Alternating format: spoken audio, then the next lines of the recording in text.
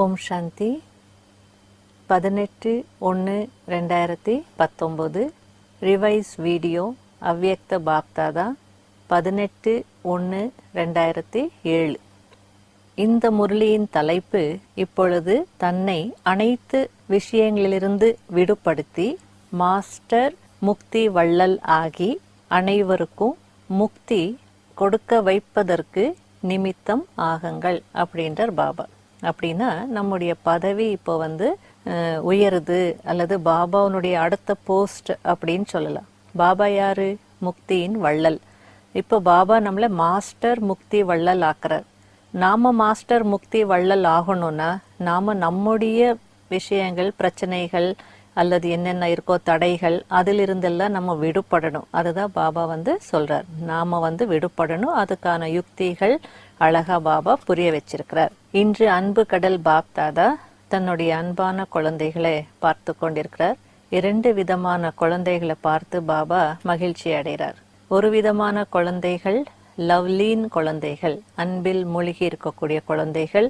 2வது விதமான குழந்தைகள் லவ்லி குழந்தைகள், அன்பான குழந்தைகள். அதாவது ஒரு இன்னுதான் வித்தியாசம். பாபா இன்னைக்கு ஃபர்ஸ்ட் ரகம் செகண்ட் ரகம் அப்படிலாம் சொல்லலை. 2 விதமான குழந்தைகளை பார்க்குற. அன்பில் மூழ்கி இருக்கக்கூடிய குழந்தைகளையும் பார்க்குறேன், அன்பான குழந்தைகளையும் பார்க்குறேன்.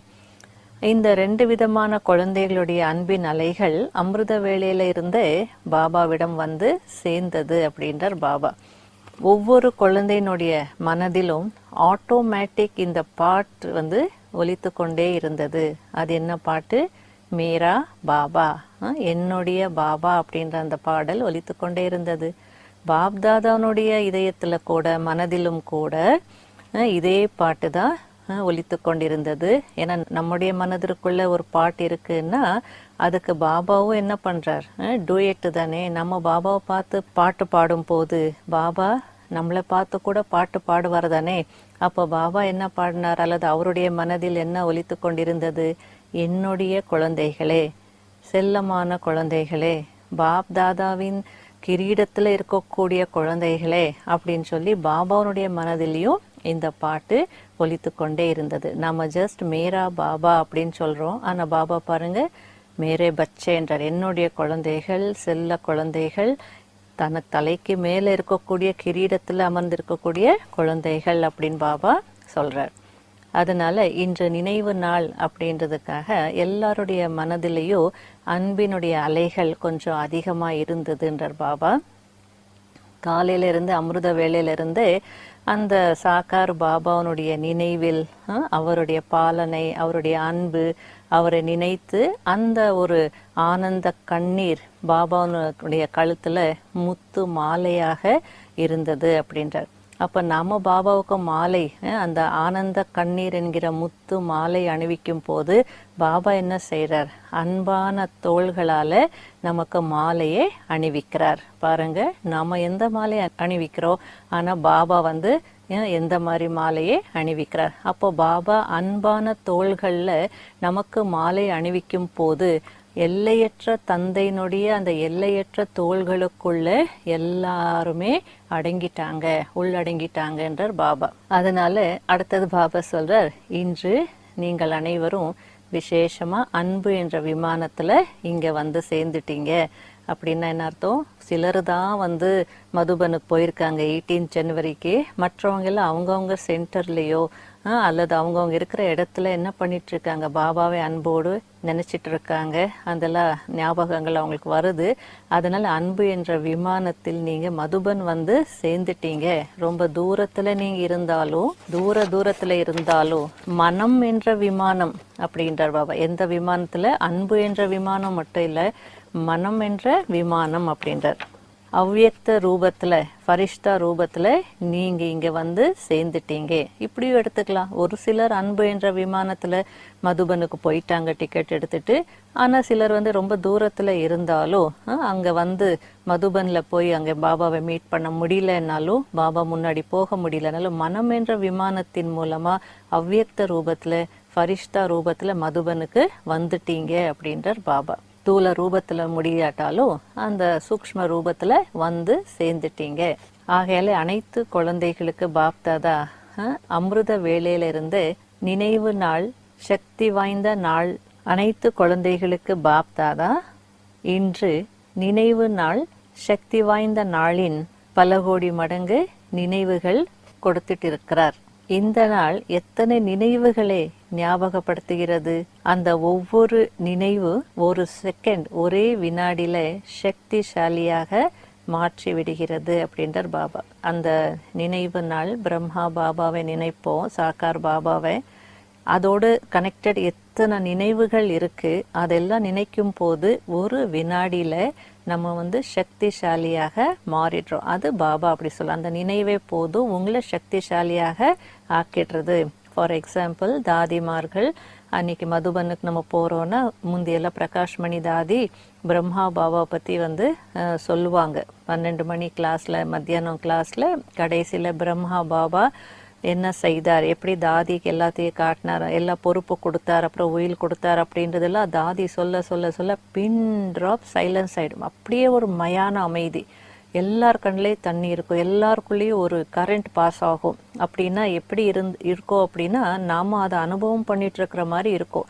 அதுபோல அந்த நினைவு நாள் அப்படின்னாலே அந்த அதோட கனெக்டட் நிறைய நினைவுகள் இருக்கும். அதெல்லாம் நாம கேட்கும் போது, அதை உணரும் போது ஒரு வினாடியில நாம கூட சக்திசாலி ஆயிடுறோம். அதனால அந்த நினைவுகளுடைய லிஸ்ட், அந்த ஞாபகங்களுடைய லிஸ்ட் ஒரு வினாடியில உங்களுடைய ஞாபகத்துக்கு வருதா அப்படின்றார்.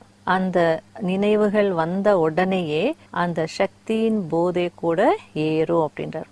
சாக்கார் பாபாவுடைய அந்த பாலனை, அந்த நாட்கள், அந்த அனுபவங்கள் அதெல்லாம் நினைக்கும் போது நமக்கு அந்த சக்தியினுடைய போதை ஏறும் தானே அப்படின்றார். முதல்ல உங்களுக்கு என்ன ஞாபகம் வந்தது, என்ன நினைவு வந்தது பாபா கேட்கிறார். அதனால என்னைக்கு நம்ம பாபா குழந்தையாக மாறணுமோ பாபா நமக்கு என்ன ஞாபகப்படுத்தினார், நீங்கள் போன கல்பத்தினுடைய பாக்யவான் ஆத்மா என்று ஞாபகப்படுத்திட்டார். அப்ப அதை நினைச்ச உடனே போன கல்பத்தினுடைய பாக்யசாலி ஆத்மா அப்படின்ற அந்த எண்ணம் வந்த உடனேயே நமக்குள்ள ஒரு மாற்றம் வந்துடுச்சு தானே அப்படின்றார். என்ன மாற்றம் வந்தது? ஆத்மா அபிமானியாக மாறினோம். ஆத்மா அபிமானியாக மாறும் பொழுது பரமாத்மாவின் அன்பின் போதே ஏறெடுத்து இல்லையா அப்படின்றார். அதாவது முதல் ஞாபகம் நமக்கு, பாபா நீ போன கல்பத்தினுடைய ஆத்மா, அதே ஆத்மா அப்படி ராஜ்ய பாக்கியத்தை அடையக்கூடிய ஆத்மா ஞாபகப்படுத்தின உடனேயே அதை நம்ம உணர்ந்தோம். அந்த ஞாபகம் நமக்கு வந்துடுச்சு. பாபா நமக்கு அதை சொல்லி ஞாபகப்படுத்திட்டார். அந்த ஞாபகம் வந்த உடனே நமக்குள்ள மாற்றமும் வந்தது. அப்ப ஆத்மா அபிமானியா மாறிட்டோம். ஆத்மா அபிமானியா மாறும் போதுதான் தந்தையோடு கனெக்ஷன், அப்ப தந்தையினுடைய அன்பையும் அனுபவம் பண்ணோம். அப்பதான் அந்த போதையும் ஏறிடுச்சு என்றார் பாபா. கேட்கிறார் பாபா, அப்படி போதை ஏறி இருக்கா அப்படின்னு. உங்களுடைய உள்ளத்துல இருந்து முதல்ல வந்த அன்பான வார்த்தை எது அப்படின்னு கேட்கிறார்.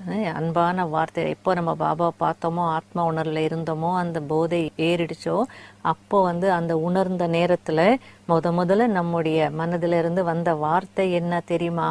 மேரா மீட்டா பாபா, என்னுடைய இனிமையான பாபா அப்படின்னு தானே வந்தது. இது அந்த கோல்டன் வார்த்தைகள் அப்படின்றார். இந்த ஒரு வார்த்தை, கோல்டன் வார்த்தை வெளி வரும்போது எவ்வளோ போதை ஏறி இருக்கும் உங்களுக்கு. என்னுடைய இனிமையான பாபா. இப்போ இல்லை, என்னைக்கு நம்ம முதல்ல பாபாவை பார்த்தோமோ அந்த ஞாபகங்கள் பாபா சொல்றார். அப்போ உங்க உள்ளத்துல இருந்து என்ன வந்தது? என்னுடைய இனிமையான பாபான்னு வந்தது. அப்பவும் போதை ஏறிடுச்சு தானே. அப்போ பாபா என்னுடையவர் ஆயிட்டார் அப்படின்னா பாபாவுடைய அனைத்து பிராப்திகளும் யாருடையது? என்னுடையது ஆயிடுச்சு இல்லையா? அப்போ மேரா பாபான்னு சொன்ன உடனே பரமாத்மாவுடைய பிராப்திகளை தெரிஞ்சுக்கிட்டோம்.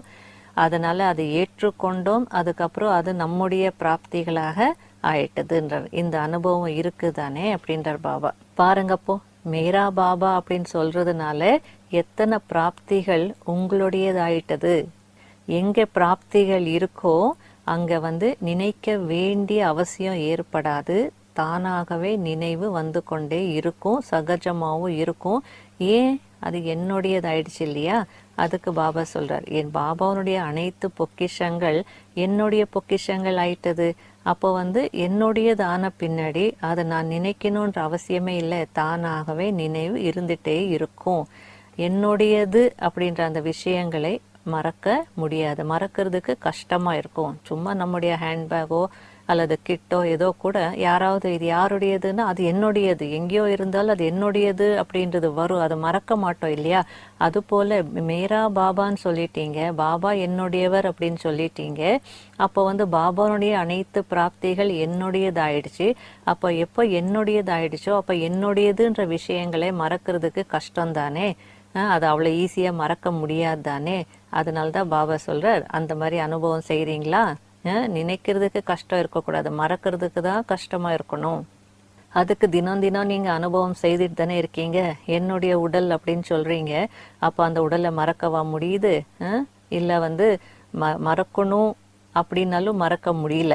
பாபா அடிக்கடி சரீரத்தை மறந்துடுங்கன்னு சொல்கிறார். ஆனாலும் இன்னும் நம்ம 100% அந்த நிலையில் இருந்து காட்டலை. ஏன்னா என்னுடையதுன்னு நினச்சிட்டு இருக்கீங்கல்ல. அப்போ எங்கே என்னுடையதுன்னு இருக்கோ அங்கே கண்டிப்பாக மறக்க முடியாதுன்றதுக்காக பாபா அந்த எக்ஸாம்பிள் கொடுக்குறார். எங்கே என்னுடையதுன்னு இருக்கோ அங்கே கண்டிப்பாக நினைவு சகஜமாகவே இருக்கும், சகஜமாயிடும். நினைக்கணும்னு கஷ்டப்பட வேண்டிய அவசியம் இல்லை. அப்போ பாருங்க, அந்த நினைவினால சக்தி வாய்ந்த ஆத்மா ஆயிட்டீங்க. அந்த நினைவே உங்களை சக்திசாலி ஆத்மாவாக மாத்திடுச்சு. ஒரே ஒரு வார்த்தை. என்ன வார்த்தை? மேரா பாபா என்கிற வார்த்தை. அதாவது பாபா சொல்ற, நீங்க என்ன செய்திருக்கீங்க தெரியுமா? நினைக்கிறது கஷ்டம்னு இருக்க வேண்டாம். நீங்க என்ன செய்திருக்கீங்க காரியம்னா, பாக்கியத்தை அருளக்கூடிய வள்ளல், அளவற்ற பொக்கிஷங்களுக்கு வள்ளலா இருக்கக்கூடியவரையே உங்களுடையவர்களாக மாத்திட்டீங்க. இது எவ்வளவு பெரிய விஷயம். இந்த மாதிரி ஒரு அதிசயம் செய்திருக்கக்கூடிய குழந்தைகள் தானே நீங்கெல்லாம். அதனால நீங்க பரமாத்மாவுடைய பாலனைக்கு அதிகாரி ஆயிட்டீங்க. பரமாத்மாவுடைய பாலனை அடையிறதுக்கு உங்களுக்கு உரிமை இருக்கு. எப்படிப்பட்ட பாலனை? ஆனால் இந்த மாதிரி பரமாத்மா பாலனை முழு கல்பத்தில் ஒரு முறை தான் நமக்கு கிடைக்கும். அந்த மாதிரி பாலனைக்கு நீங்கள் அதிகாரி குழந்தைகள். ஆத்மாக்கள், கலியுகத்தில் இருக்கக்கூடிய ஆத்மாக்களும் சரி அல்லது சத்தியுகத்தில் இருக்கக்கூடிய தேவாத்மாக்களும் சரி இந்த மாதிரி பாலனை அனுபவம் செய்ய முடியாது. அந்த ஆத்மாக்களுடைய பாலனையோ தேவாத்மாக்களுடைய பாலனையோ நமக்கு முழு கல்பத்தில் கிடைச்சிட்டே இருக்கும். ஆனால் பரமாத்மா பாலனை இந்த ஒரே ஒரு பிறவில தான் கிடைக்கிறது அப்படின்றார் பாபா. அதனால எவ்வளோ உயர்ந்த போதையில நீங்க இருக்கணும். மேரா பாபான்னு ஒரு வார்த்தை சொன்னதுனால, உணர்ந்ததுனால எவ்வளோ விஷயங்கள் நீங்க அடைஞ்சிருக்கீங்க என்றார் பாபா. ஆகையால இன்று நினைவு நாள் மற்றும் சக்தி வாய்ந்த நாள். அதனால இந்த நாள் அன்று பரமாத்மா பாலனினுடைய போதை குஷி சகஜமாவே உங்களுக்கு நினைவுக்கு வந்துட்டு இருக்கோம் இல்லையா அப்படின்றார். இன்றைய வாயுமண்டலம் அப்படி இருக்கு. எல்லாரும் பாபாவை நினைக்கும் போது, பாபாவனுடைய பாலனைய அதை நினைக்கும் போது, அந்த அடைஞ்ச பாலனை அப்ப சகஜமா அவருடைய ஞாபகம் கொண்டே தானே இருக்கும். அதனால பாபா கேட்கிறாரு, இன்னைக்காவது நீங்க சகஜ யோகியா இருந்தீங்க தானே? அல்லது இன்னைக்கு கூட நினைக்கிறதுக்கு யுத்தம் செய்ய வேண்டியதா இருந்ததா, போராட வேண்டியது இருந்ததா அப்படின்றார். ஏன்னா இன்றைய நாள் அன்பினுடைய நாள் அப்படின்னு சொல்லலாம் இல்லையா, ஸ்நேகத்தினுடைய நாள். அதனால அன்பு இருக்கிற இடத்துல உழைப்புன்றது இருக்காது. அந்த அன்பு உழைப்பை அழிச்சிடும். அன்பு அனைத்து விஷயங்களையும் எளிதாக்கிடும். அதனால பாபா மேல அன்பு இயல்பா இருந்தது இன்னைக்கு. அதனால நினைவும் சகஜமா இருந்திருக்கும் தானே அப்படின்றார். ஆகையால இன்று நீங்கள் அனைவரும் விசேஷமா சகஜ யோகிகளாக இருந்தீங்களா அல்லது ஏதாவது கஷ்டங்கள் வந்ததா, கடினமா இருந்ததா அப்படின்னு பாபா கேட்கிறார். யாருக்கெல்லாம் இன்றைய நாள் வந்தது பாபா, இன்னைக்கும் எங்களுக்கு கடினங்கள் வந்தது, கஷ்டம் வந்ததுன்னு நினைக்கிறீங்களோ அவங்க எல்லாம் கை உயர்த்துங்க என்றார் பாபா. யாருமே கை உயர்த்தல. அதனால்தான் பாபா சொல்றார், பாருங்க, யார்கிட்டையும் மாயா வரல, யாருக்கும் கஷ்டங்கள் வரல, எல்லாரும் சகஜ யோகிகளாக இருந்தீங்க. சரி, இப்படி கேட்கட்டுமான்றார் பாபா. யாரெல்லாம் இன்னைக்கு சகஜ யோகிகளா இருந்தீங்களோ அவங்க எல்லாம் கை தூக்குங்க. எல்லாருமே கை தூக்கிட்டாங்க. அதுக்கு பாபா, அப்படியா, நல்லது, எல்லாம் சகஜ யோகிகளா இருந்தீங்களா அப்படின்னு கேள்வி கேட்கிறார். அப்போ என்ன அர்த்தம்? இன்னைக்கு நீங்க மாயாவுக்கு லீவ் கொடுத்துட்டீங்க. இன்னைக்கு ஹாலிடே, 18th ஜனவரி அப்படின்னா மாயாவுக்கு ஹாலிடே இல்லையா? அதனால விடுமுறை, மாயாவுக்கு விடுமுறை கொடுத்துட்டீங்களா அப்படின்றார் பாபா. மாயா வரல, ஆனால் சகஜ யோகியா இருந்தீங்க, அப்போ மாயாவுக்கு விடுமுறை. இன்னைக்கு மாயா வரல இல்லை அப்படின்றார் பாபா. அப்படின்னா என்ன அர்த்தம்? இன்று நீங்கள் மாயாவுக்கு விடை கொடுத்துட்டீங்க.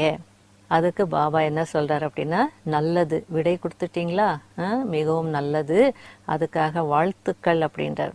அப்படின்னா சொல்லாமலே பாபா என்ன சொல்கிறார் அப்படின்னா, இன்னைக்கு மட்டும் உங்களுக்கு கொடுக்க தெரிஞ்சதில்லை, என்றைக்குமே கொடுக்க வேண்டியது தானே. இன்னைக்கு பாபாவுடைய அன்பில் இருந்தீங்க, அதனால லவ்லியாக இருந்தீங்க, லவ்லினாக இருந்தீங்க, அதுக்கு நீங்கள் மாயாவுக்கு விடை கொடுத்துட்டீங்க, விடுமுறை கொடுத்துட்டீங்க. அதுபோல் ஒவ்வொரு நாளும் கொடுக்க வேண்டியது தானே அப்படின்னு வாழ்த்துக்கள் சொல்கிறார்.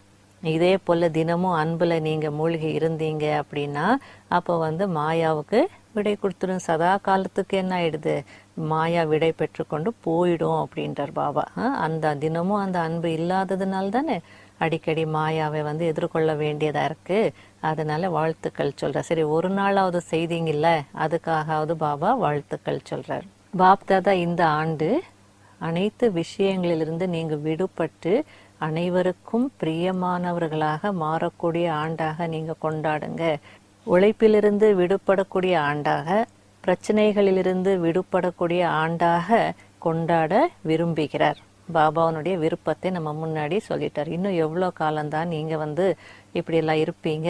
இந்த ஆண்டாவது நீங்கள் உழைப்பிலிருந்து விடுபடணும், அந்த ஆண்டாக நீங்கள் கொண்டாடணும். ஒவ்வொரு ஆண்டுக்கும் சில நேரத்தில் பாபா முந்தியெல்லாம் கோபத்திலேருந்து விடுபடுற ஆண்டு அப்படின்னு ஒன்றுக்கும் சொல்லுவாங்க. அதனால் இதுக்கு பாபா இந்த ஆண்டு நீங்கள் நமக்கு இப்போ இந்த ஆண்டு உழைப்பிலிருந்து விடுபடக்கூடிய ஆண்டாக அல்லது பிரச்சனைகளிலிருந்து விடுபடக்கூடிய ஆண்டாக கொண்டாடணும் அப்படின்னு பாபா விருப்பப்படுறார். உங்களுக்கு எல்லாம் பிடிச்சிருக்கா அப்படின்னு பாபா கேட்குறார். மறுபடியும் கேட்குறார், பிடிச்சிருக்கா?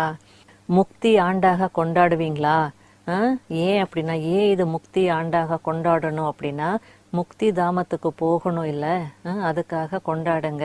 அது மட்டும் இல்லை, அநேக ஆத்மாக்கள், நிறைய ஆத்மாக்கள் இன்னைக்கு துக்கத்திலையும் அசாந்தியிலும் இருக்காங்களே, அந்த ஆத்மாக்களுக்கெல்லாம் முக்தி வள்ளலாகிய தந்தையிடம் இருந்து அநேக ஆத்மாக்கள் துக்கத்திலும் அசாந்தியிலும் இருக்கிறாங்க.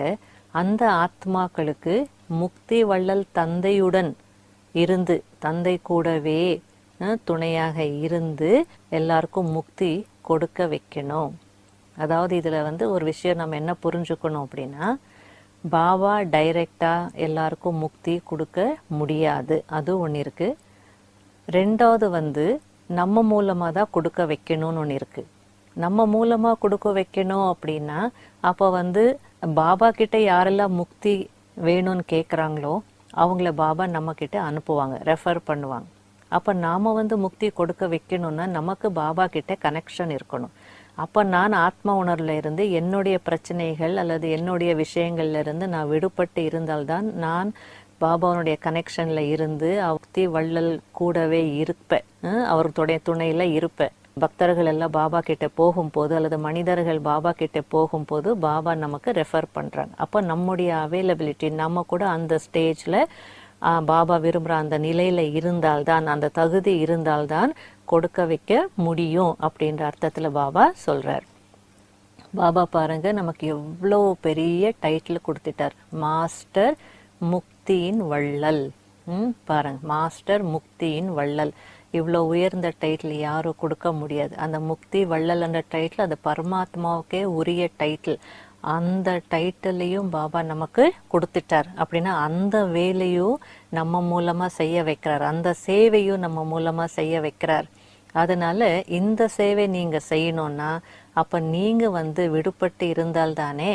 சாதாரண சிம்பிள் எக்ஸாம்பிள் கொடுக்கணும்னு பாருங்கள், நம்ம கை கால் யாரோ கட்டி போட்டிருப்பாங்க கயிறில் அப்படின்னா நம்ம யாருக்கோ ஏதோ கொடுக்க முடியுமா, யாருக்காவது உதவி செய்ய முடியுமா, ஏதாவது செய்ய முடியுமா? சாதாரணமாக ஸ்தூலத்தில் கூட என்னுடைய கை கால் கட்டி போட்டிருந்தா நான் எதுவும் செய்ய முடியாது. அதே போல தான் பாபாவும், நீங்கள் உங்களுடைய பிரச்சனைகள் உங்களுடைய கஷ்டங்கள் அப்படின்னு அது உங்களை கட்டி போட்டிருந்தால் நீங்கள் பிறருக்கு என்ன உதவி செய்ய முடியும்? மாஸ்டர் முக்தி வள்ளல் எப்படி ஆக முடியும் அப்படின்ற அர்த்தத்தில் பாபா கேட்குறார். அதனால் நீங்கள் விடுபட்டால் தானே அனைவருக்கும் கொடுக்க முடியும். அப்போதுதான் முக்தி ஆண்டாக நீங்கள் கொண்டாட முடியும் தானே அப்படின்றார்.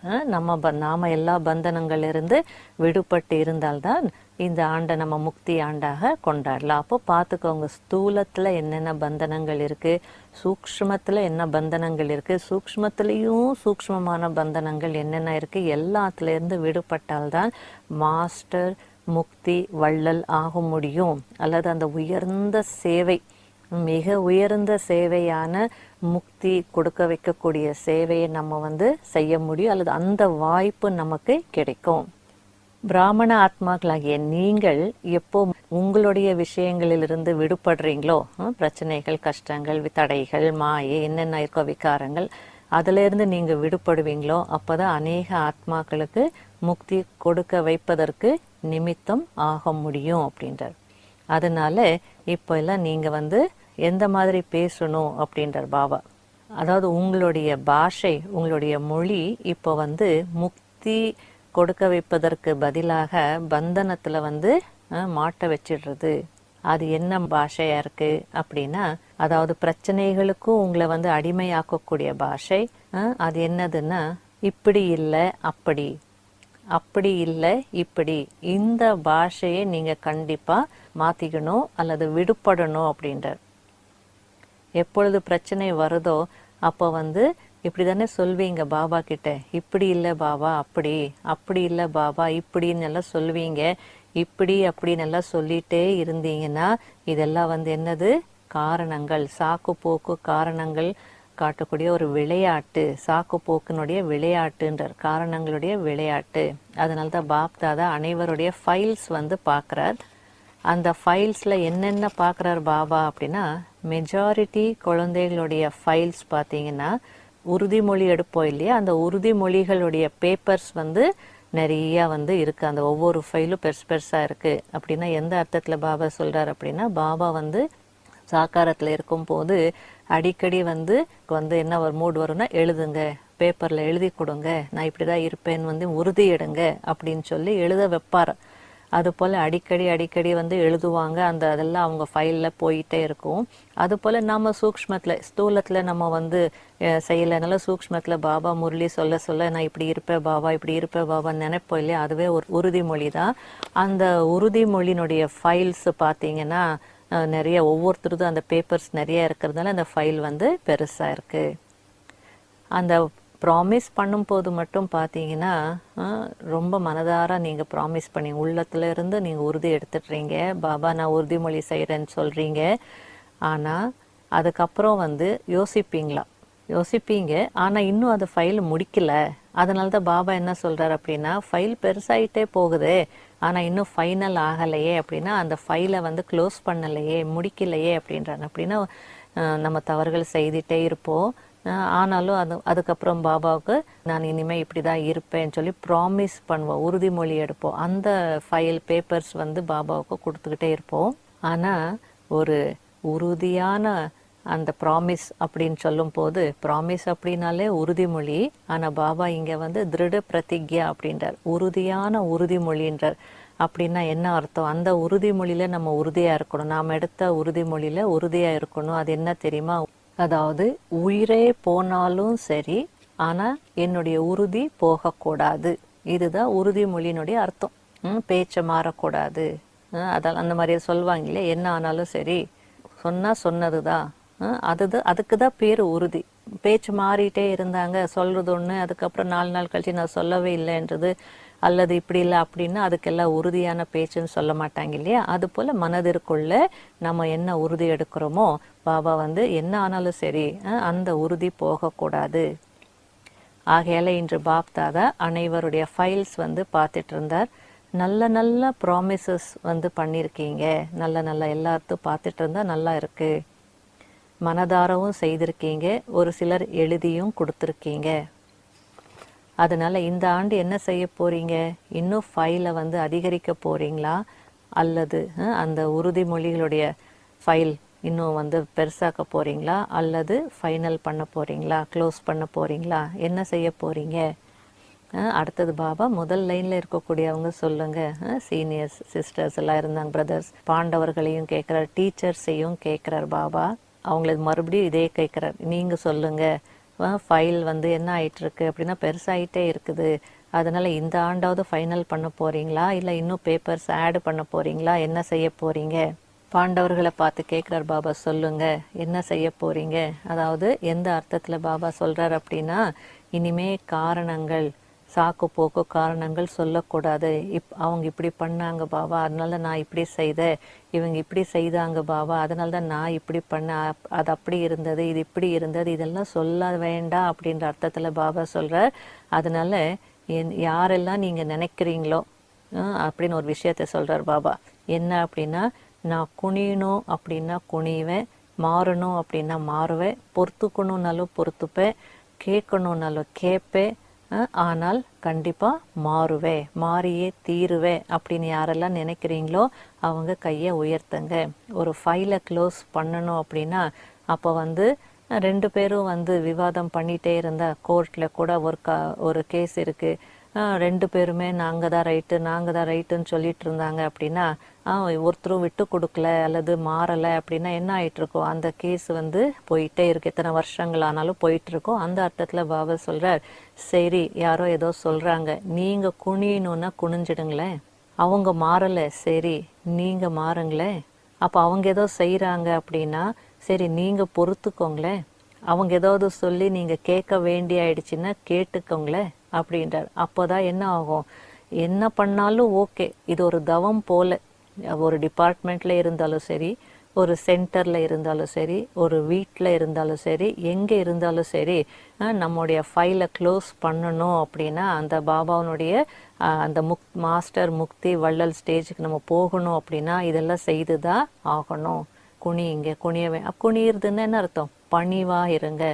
பதல்னாக அப்படின்றார் பாபா, மாறியே தீரணும் அப்படின்றார். அதாவது எனக்குள்ள சில நேரத்தில் நான் செய்த தவறை நான் உணரும் போது, அவங்களும் தான் தவறு செய்திருப்பாங்க, ஆனால் அவங்க செய்கிறது அவங்களுக்கு, அதை பாபா பார்த்துப்பார். ஆனால் நான் என்ன தவறு செய்தேன், சரி இந்த தவறு நான் செய்தேன்னா என்னால் அதை மாற்றிக்கொள்ள முடியும். அடுத்தது யாரோ ஏதோ செய்கிறாங்கன்னு வச்சுக்கோங்க, அதை வந்து அந்த இடத்துல அவங்க செய்திருக்க கூடாது, ஆனாலும் அவங்க செய்துட்டாங்க. இப்போ இந்த இடத்துல நம்ம எந்த மாதிரி பாயிண்ட் யூஸ் பண்ணணும்னா பொறுத்துக்கணும், ஏன்னா கணக்கு வழக்கு முடிக்கணும். எனக்கும் இவங்களுக்கும் கணக்கு இருந்ததுனால தான் இவங்க எனக்கு இப்படி வந்து தொந்தரவு செய்துட்ருக்காங்க. இப்போ நான் வந்து பொறுத்துக்கலைன்னா அந்த கணக்கு என்ன ஆகிட்டுருக்கும், கேரி ஆன் ஆகிட்டு தானே இருக்கும். அப்போ நான் பொறுத்துக்கிறதுனால என்னுடைய கணக்கு வழக்கு முடியும். நான் மாறுறதுனால நான் வந்து உயர்ந்த நிலை அடைவேன். நான் பணிவாக இருக்கிறதுனால என்னுடைய பிரச்சனைகளிலிருந்து நான் விடுபடுவேன் அப்படின்றது. அப்போ தான் மாஸ்டர் முக்தி வள்ளல் ஆக முடியும். சரி என்னென்னவோ பேசிகிட்டே இருப்பாங்க அல்லது என்னை திட்டிகிட்டே இருப்பாங்க, அதெல்லாம் நம்ம வந்து கேட்கணும் அப்படின்றார். கேளுங்க அப்படின்றார். அப்போ தானே நம்ம வந்து ஒரு சிலையாக மாற முடியும். இல்லைன்னா டிஸ்டர்ப் ஆகிட்டோ, எனக்கு இப்படி சொல்லிட்டாங்க, என்னை இப்படி திட்டாங்க அப்படின்னு ஃபீல் பண்ணோம், டிஸ்டர்ப் ஆகிட்டோ, தொட்டால் சுருங்கி போல இருந்தோன்னா செய்த உறுதியெல்லாம் என்ன ஆகிடும் இல்லையா. அதனால பாபா என்ன சொல்கிறார் அப்படின்னா, நான் மாறணும். அதனால அந்த மாதிரி நினைக்கிறவங்க கை தூக்குங்கன்றார். அடுத்தது ஃபோட்டோக்காரங்கெல்லாம் ஃபோட்டோ எடுங்க, பாருங்கள் டிவியில் வருது அப்படின்னு பாபா அது பாருங்கள் எவ்வளோ உயர்ந்த விஷயம் சொல்லியிருக்கிறேன், அதுக்கு எல்லாம் கை தூக்குறாங்க, முதல்ல நீங்கள் எல்லாமே அது அந்த ஷார்ட் எடுங்க அப்படின்றார் பாபா. 2-3 டிவி இருக்குது, எல்லா பக்கமும் திருப்புங்க, எல்லாம் எடுங்க அப்படின்றார். இதை ரெக்கார்டு வையுங்க, இந்த மாதிரி கை தூக்கியிருக்காங்க, ரெக்கார்டு வையுங்கன்றார் பாபா. பாபாவுக்கு கூட ஒரு காப்பி ஃபோட்டோ கொடுங்க அப்படின்றார் பாபா. தேடுறார் பாபா, டிவிக்காரங்க எங்கே இருக்கீங்க. அதனால பாபா வந்து இப்படி எல்லாம் கை தூக்குனதுனால எல்லாருக்கும் வாழ்த்துக்கள் சொல்கிறார். உங்களுக்காக நீங்கள் கை தட்டிக்கோங்க அப்படின்றார். அடுத்தது பாபா நிறைய சேவையெல்லாம் செய்கிறீங்க, புது புது பிளான்ஸு, நல்லா வந்து விங் சர்வீஸ் எல்லாம் செய்கிறீங்க. இந்த ஆண்டு வந்து உழைப்பு நல்லதாக இருக்குது நீங்கள் செய்கிறது, ஆனால் இந்த ஆண்டு வந்து என்ன செய்யணும் அப்படின்னா ஒரு விஷயத்தை சேர்த்துக்கோங்க, அடிஷன் பண்ணுங்கள். எந்த சேவை செய்தாலும் அது வந்து வாயின் மூலமாக செய்யக்கூடிய சேவையாக இருக்கலாம். வெறும் வாயின் மூலமாக செய்யும்போது அது மட்டும் செய்ய வேண்டாம், கூடவே வந்து மனதின் மூலமாக கூட செய்யுங்க. அப்படின்னா மனதின் மூலமாக, வார்த்தைகள் மூலமாக மற்றும் கர்மத்தில் கூட எப்படி இருக்கணும்னா அன்பு மற்றும் சஹயோகத்தினுடைய ரூபத்தில் நீங்கள் வந்து சேவை செய்யணும். அப்படின்னா மனதின் மூலமாக செய்யணும், வார்த்தைகள் மூலமாக செய்யணும், கர்மத்திலையும் செய்யணும். அப்போ மனதின் மூலமாக செய்யறது நமக்கு தெரியும், நல்ல சுப பாவனையில் அவர் சேவை செய்யணும். வார்த்தைகள் பாபாவுடைய விஷயங்கள் மற்றவங்களுக்கு புரிய வைக்கிற மாதிரி பாபா நினைவில் தெளிவாக சொல்லணும்.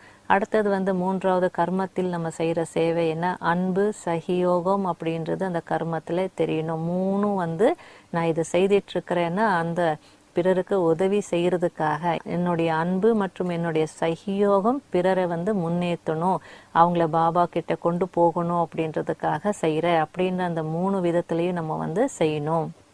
தனித்தனியாக செய்யாதீங்க. மனதின் சேவை ஒரு நேரத்தில், வார்த்தைகள் மூலமாக ஒரு நேரத்தில், நான் அன்பு கொடுக்குற உதவி செய்கிறேன்னு இன்னொரு நேரத்தில் கிடையாது. எல்லாமே ஒரே நேரத்தில் ஒன்று போல் செய்யணும்.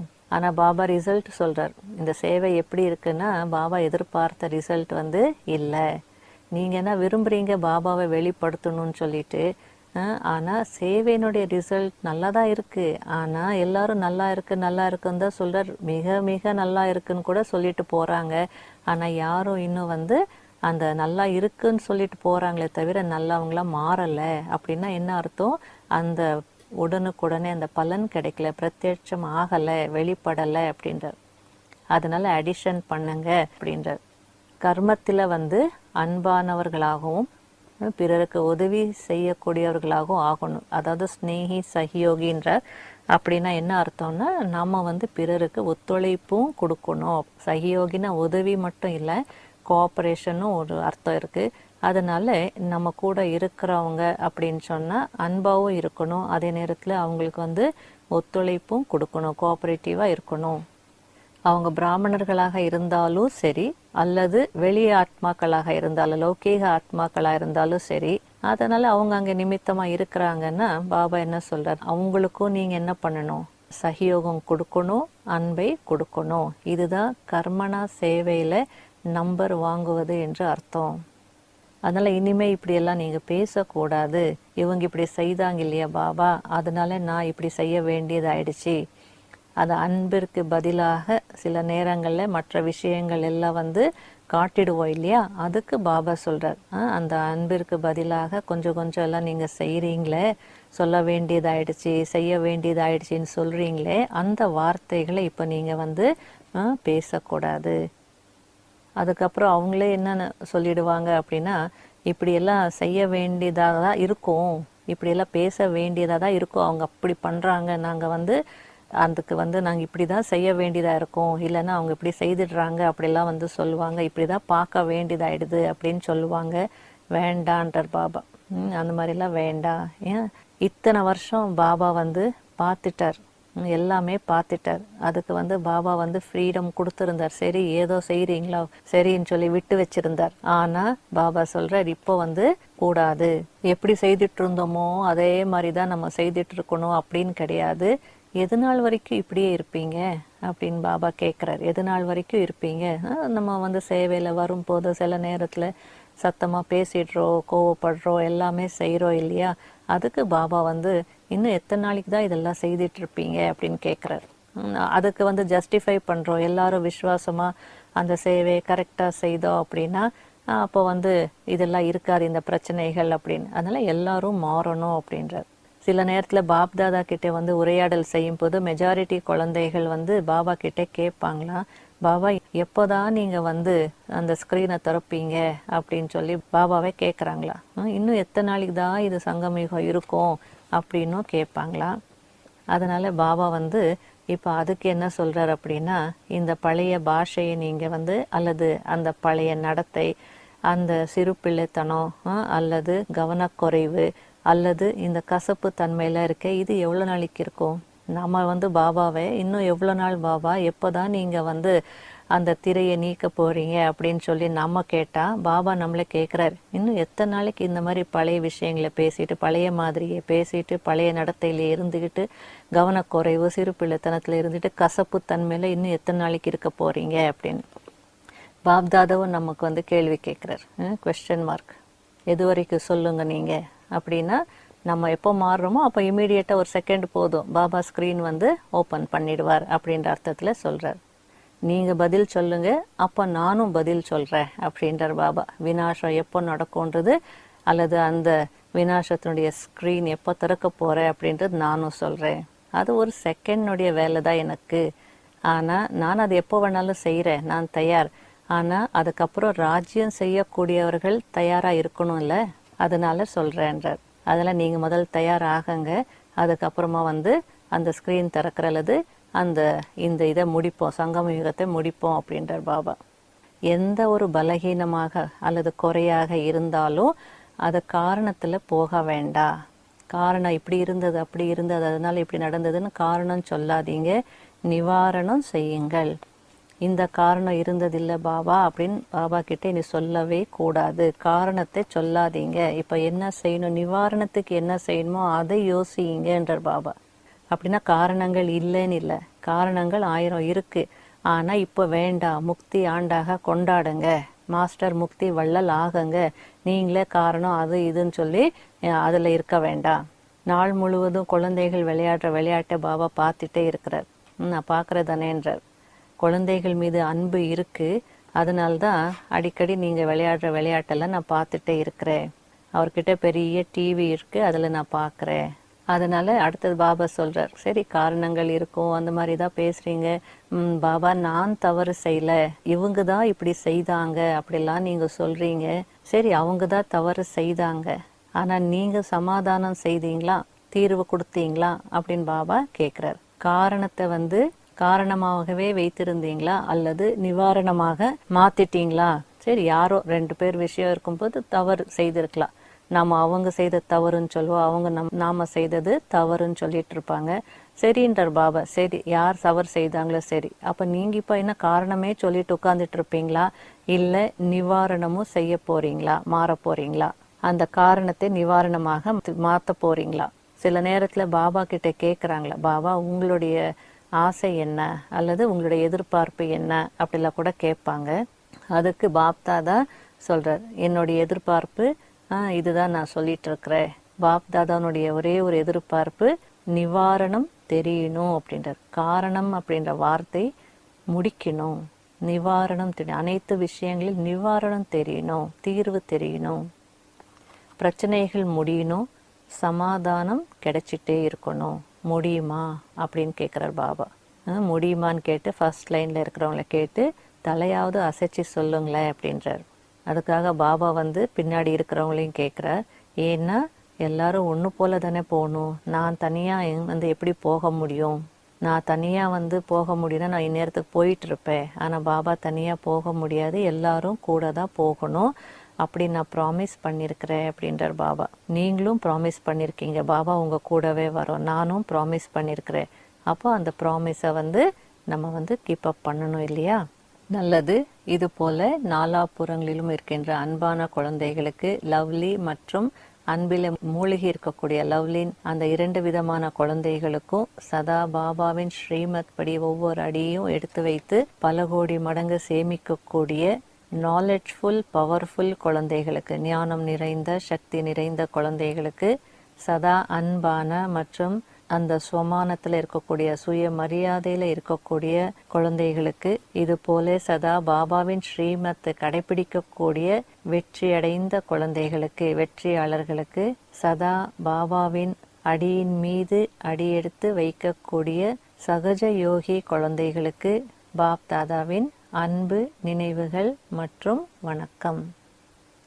ஓம் சாந்தி.